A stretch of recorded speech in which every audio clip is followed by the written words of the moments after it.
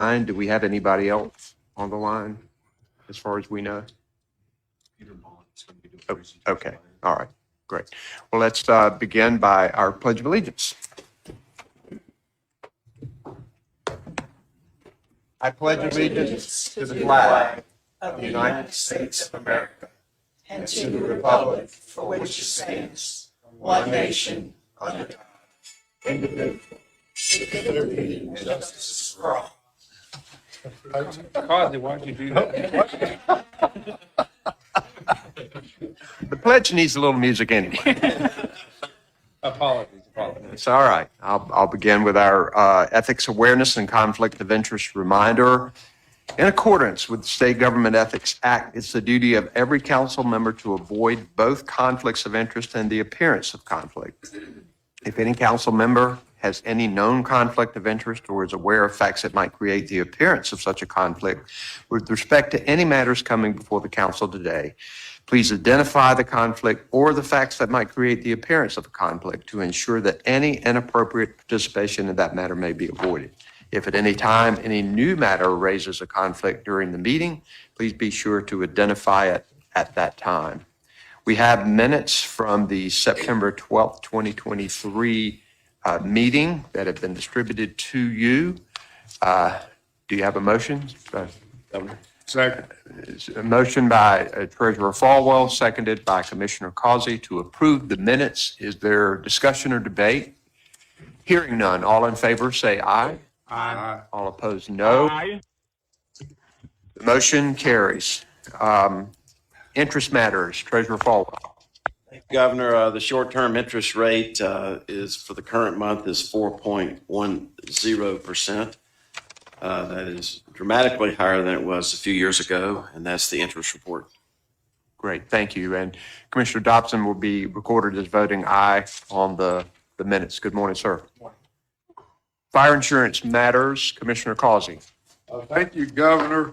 On the state property fire insurance fund, at the end of September, we were at a pretty low point at $5.6 million, but that will come up with the October report.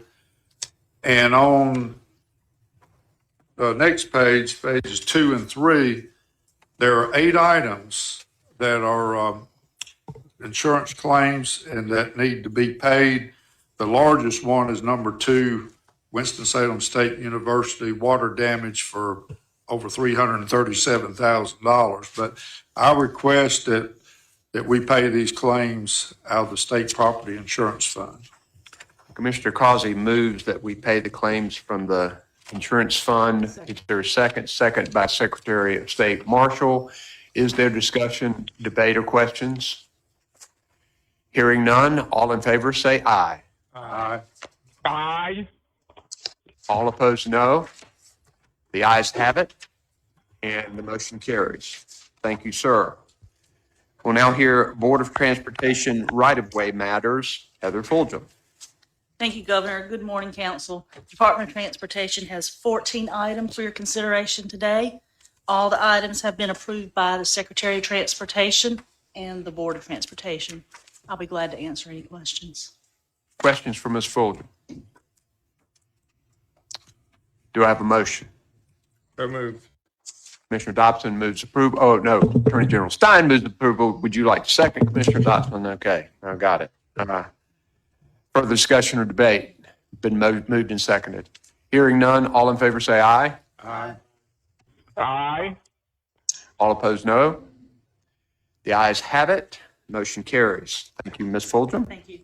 We now hear from Heather Horton on the Wanchese Industrial Park matters. Thank you, Mr. Governor. Heather Horton Commerce here on behalf of the Wanchese Marine Park, putting forward one item that was approved at the October 4th board meeting. It is a 5-year lease between the Wanchese Park and the Department of Environmental Quality, Division of Marine Fisheries, for the marine fisheries to lease area in the Englehart Marine Industrial Park for their oyster cultivation program. Questions for Ms. Horton? Do I have a motion? So moved. Commissioner Causey moves approval of the motion, Second. second by the Attorney General. Further discussion or debate? Hearing none. All in favor say aye. Aye. All opposed, no. The ayes have it. The motion carries. Thank you, Ms. Horton. State property matters. Tim Walton. Morning, Governor, members of the council. I have 52 items for your consideration this morning and one item of information. I'll be happy to try to answer any questions. All of these matters have been sent to the members of the Council of State. Are there questions for Mr. Walton? Do I have a motion for approval? So moved. Commissioner Dobson moves approval. Is there a second? Second. Second by Commissioner Causey. Is there further discussion or debate? Hearing none. All in favor, say aye. Aye. Aye. All opposed, no. The ayes have it. Motion carries. Thank you, Mr. Walton. Thank you, Governor. Now we will have Peter Bullock, who is on the screen there, on property matters not subject to NCGS 146. He's going to talk about the North Carolina State Bar 26th Judicial District rent. Good morning, Governor and members. I apologize for not being in person today. We are doing a town hall with all of the lawyers about our new CLE rules changes. You'll be happy to know the Council of State is still exempt from CLE requirements. A This is, town hall full of lawyers. What it is. All right. we were in front of you a few months ago with almost an identical lease for the Mecklenburg Bar. That lease did not pan out, and so we have another negotiated lease for your approval. The information has been sent to the members of the council. Are there questions for Mr. Bullock? All right, we need a motion for approval. So moved. Attorney General moves approval. Is there a second? Second. Second by Secretary of State Marshall. Is there further discussion or debate? Hearing none, all in favor say aye. Aye. All opposed, no. The ayes have it. Motion carries. Thank you, Mr. Bullock. Thank you, sir. Appreciate Thank it. you, sir. All right. We will now move to our roundtable. And Madam Secretary of State, we'll let you begin. Thank you. Good morning, Governor. I first want to say thanks to all of our veterans for their service to our country as we celebrated Veterans Day on Saturday. Also on November 7th, we celebrated National Notary Day. We have more than 160,000 notaries in North Carolina who are committed to their role as a public official, and they're a crucial element in protecting fraud. This morning, I report to you that we broke a third quarter record for new business creations. I know you're tired of hearing me say record, but here we go. From July to No, we're not. Okay. From July through September of this year, 44,219 new businesses were created with the Secretary of State. The previous third quarter record was in 2021, which was not quite 43,000. And to give you some context, the last pre-COVID third quarter in 2019 was 26,000. So here we are today with 44,000 plus. Overall, we are on pace to have the second highest year on record in new business creations. Through October, we were at 148,806. Governor, I next report that on Halloween, we released the results of a 2-week-long operation conducted by the Secretary of State's Anti-Counterfeit Task Force. This was mostly conducted in eastern North Carolina. As a result of this operation, $170,000 worth of THC-infused edible snacks using counterfeit branded packaging were seized or surrendered from store shelves. In addition to these edibles, weapons and illegal drugs were seized that resulted in arrests in New Hanover County. This operation focused mostly on vape shops and tobacco shops, and the majority of these were located within a mile or less than a mile of a school or college. The counterfeit brands are as common and popular as Skittles, Fritos, Airheads, Oreos, and many more.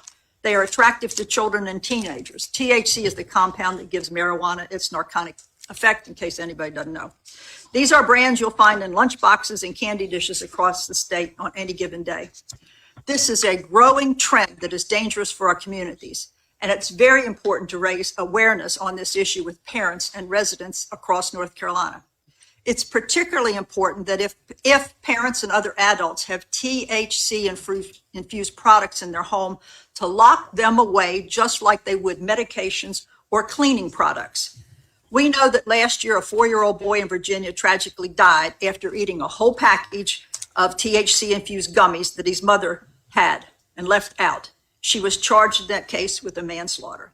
We also know of an emergency room visit here by 2 young children living in Wake County that was reported recently on one of our local television stations. The number of reports of children consuming these products, many times unintentionally, is skyrocketing. I brought along a little show and tell to let you see what I'm talking about. While these clearly indicate the marijuana logo is on there and THC is on there, for a 4-year-old, 5-year-old, 6-year-old, they're going to see Ruffles. They're going to see Doritos. They're going to see Sweet Tarts, even though it says medicated Sweet Tarts. This is illegal use of a brand that is protected. And as your counterfeit agency here in North Carolina, we're very keen on this. So let me make the problem worse. According to the American Poison Centers, formerly known as the American Association of Poison Control Centers, reports of cannabis edible poisonings in children 12 and under has increased nearly 700% in 5 years. In 2018, there were 816 reports to poison control centers, and in 2022, that number was 6,379. The fakes keep coming, and they pose a real danger to our innovation-based economy and the countless jobs that are based upon that economy, as well as the health and safety of consumers. In America, if we plug something into the wall or take it in our body, we expect it to be safe. And the fact that many of these counterfeited THC edibles are marketed to kids is doubly troubling. Since the establishment of the task force, we've worked more than 7,500 cases, resulting in taking more than $190 million worth of counterfeits off the street. Our law enforcement partners are a task force multiplier that enables the anti-counterfeiting task force to conduct an operation of the size and scope in order to protect the people in our communities across the state. A big thank you goes to the 17 local, state, and federal law enforcement agencies that helped this past year. And another point of good news is that our anti-counterfeiting trademark training conference for law enforcement this year, we added 9 new task force members from local law enforcement to our team. So I thank everybody, and I certainly hope that folks will appreciate the danger and trying to make the public a little bit more aware of what's going on out there. And some of these are empty bags, which I think marijuana was put into those, considering the place that we got it from. But anyway, and this one has some Ruffles in. I'm not passing them around. Y'all might not send it back. So, but that's what we're talking about. Thank you for your work, Madam Secretary. Appreciate you sharing that with us. Commissioner Troxler. Governor, we continue to battle wildfires in western North Carolina, and while the fires are not listed as fully contained, we do think we're in a good spot as far as protecting lives and property. We have shifted assets from all over North Carolina to the west, and also have about 80 personnel from out of state, primarily from the West Coast, and I think we have one group out of Massachusetts that's in here, but I do appreciate your state of emergency declaration and the work of EMS to help us get through this difficult situation. And while we don't have a burning ban statewide, we do in the western third of North Carolina. I would ask people, please don't burn. Unless it's absolutely necessary, then please be patient and let's wait until we get some rain and some moisture in the ground. It's a pretty serious situation.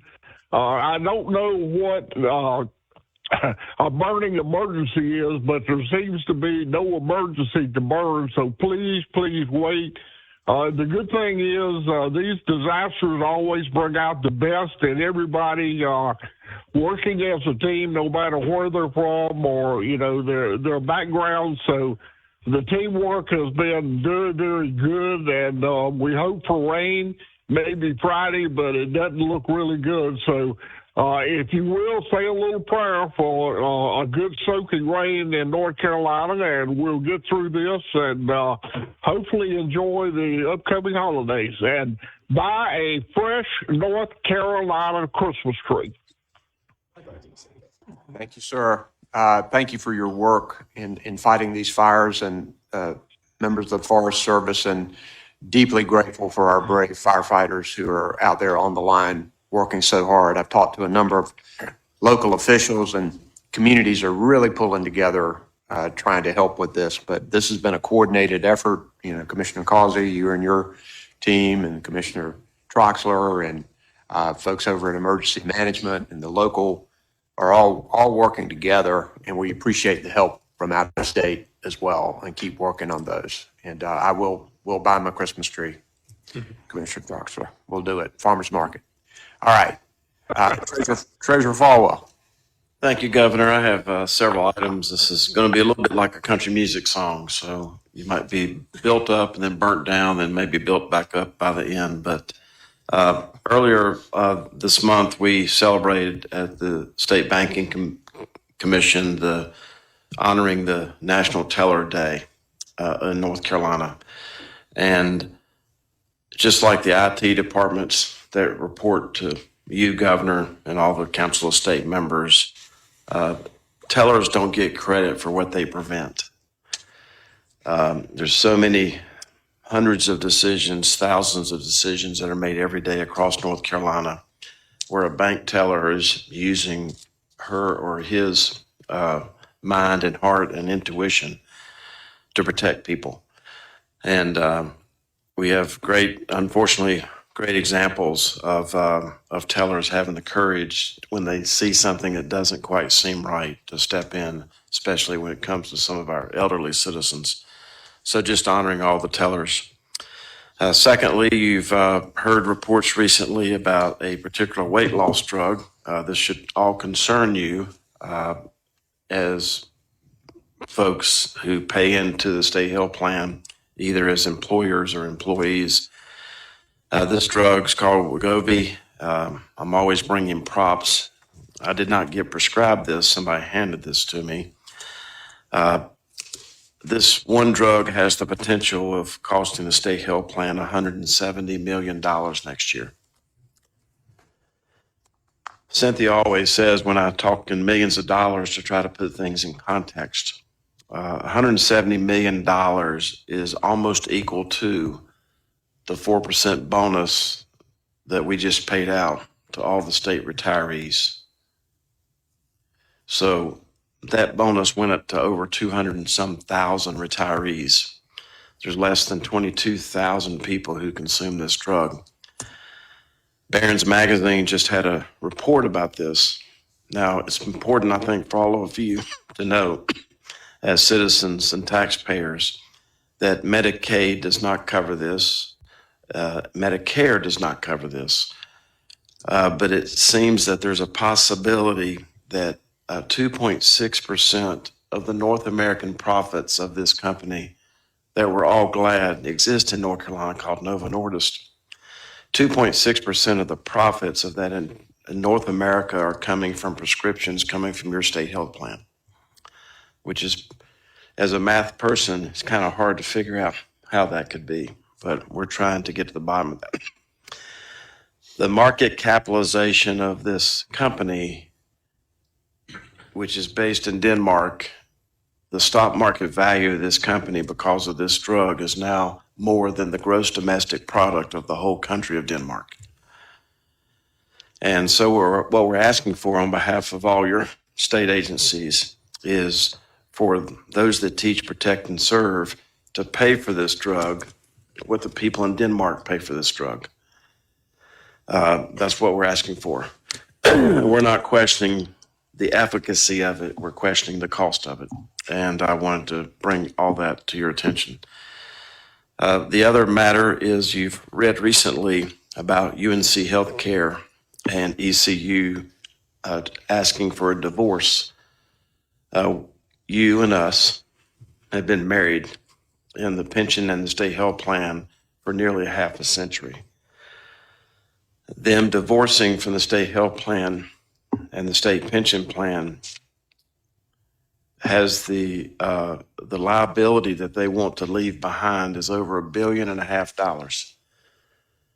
The reason that should matter to you is that $1.5 billion liability is going to be paid by all of your agencies over a period of time. What's further ironic is that the people who work for UNC Healthcare today have a choice between something called an ORP, other retirement plan, and the state pension plan. So I'm not sure what problem they're trying to solve, except this has the potential of torpedoing the state pension plan and the state health plan as we know it, because anytime someone divorces from our plan, it could be an ABC board, it could be a charter school. There's a process when people want to get out of these plans that they pay their bill that they left behind. What should further concern you is that I'm not quite sure what problem they're trying to solve, because today the new employees have a choice between ORP and the retirement system. 91% of the people who work for UNC Healthcare who make less than $40,000 a year choose the retirement plan.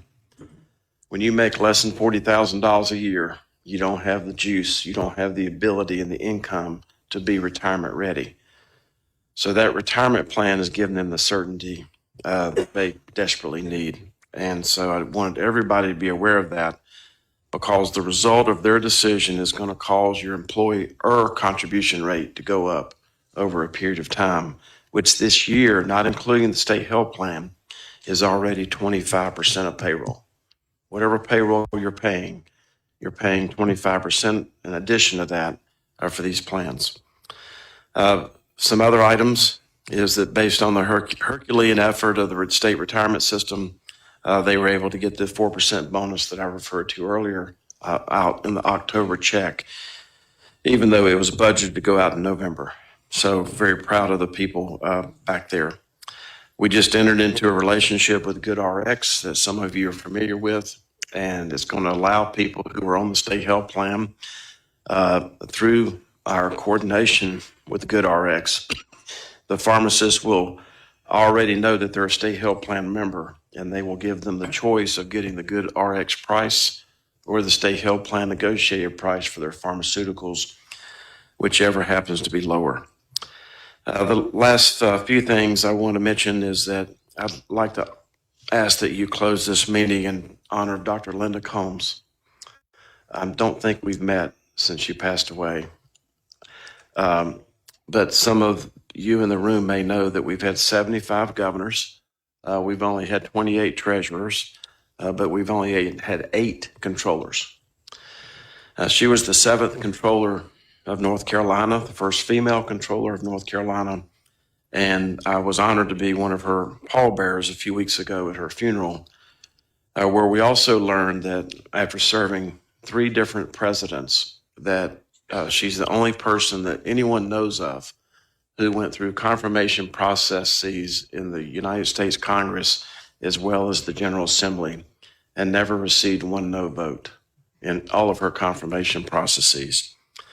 As I told her husband Dave the other day, I said, you know, she could have probably been an NHL referee.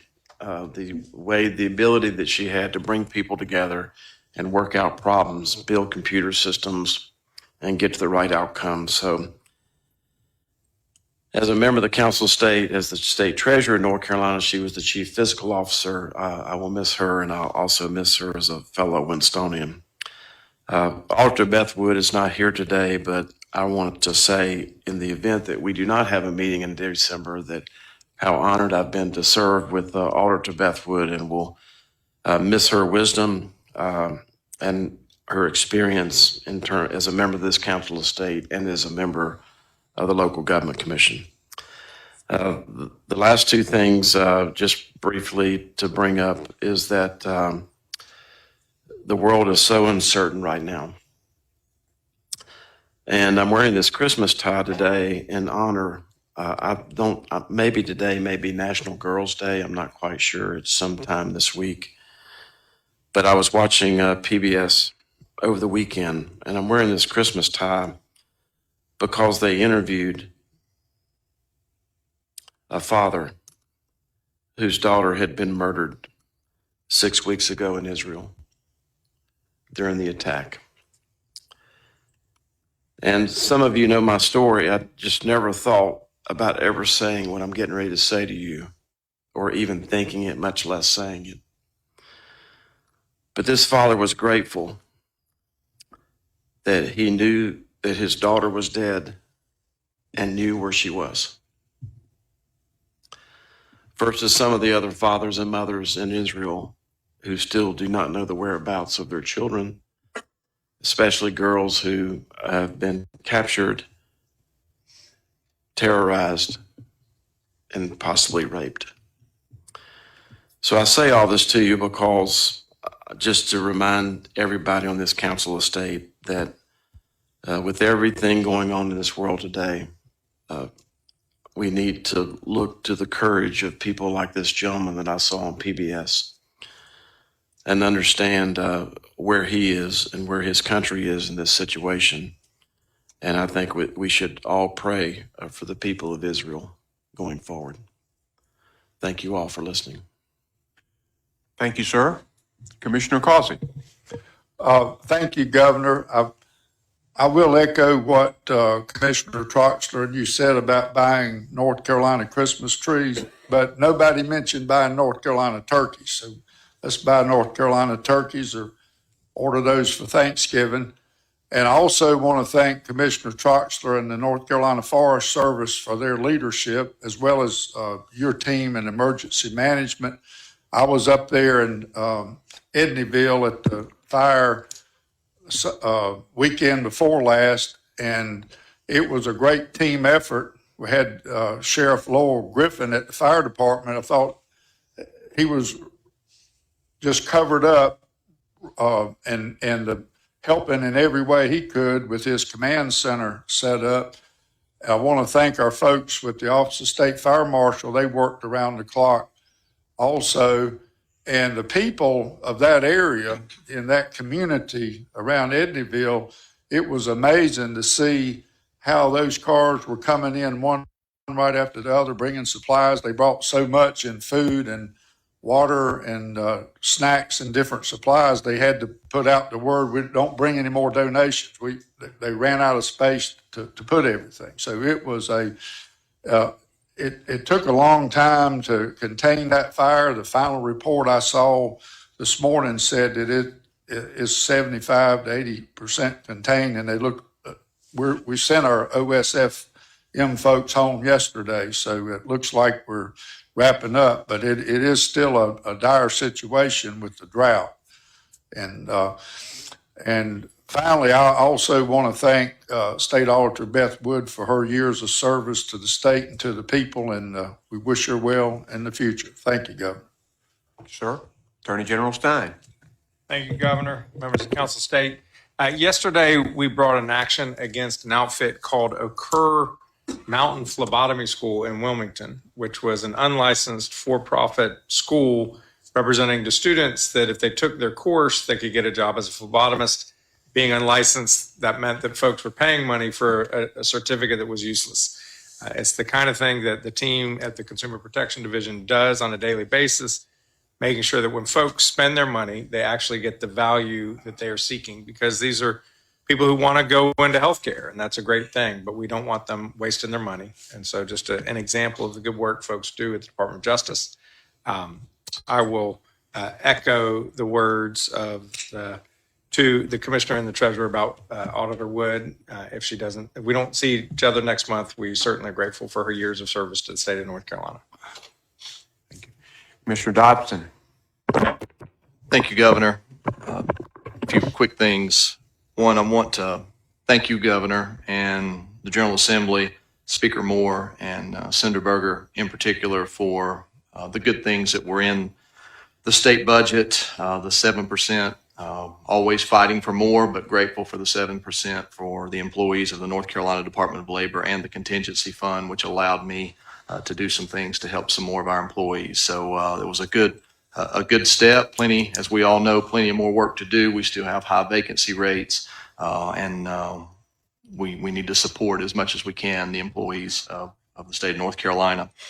To steal a line from Treasurer Falwell, a lot of the Department of Labor, our consultative staff, our training staff, our compliance officers, they that are involved in safety, their job is to prevent things, and they don't get a lot of credit. They don't get a lot of credit for what they prevent every single day.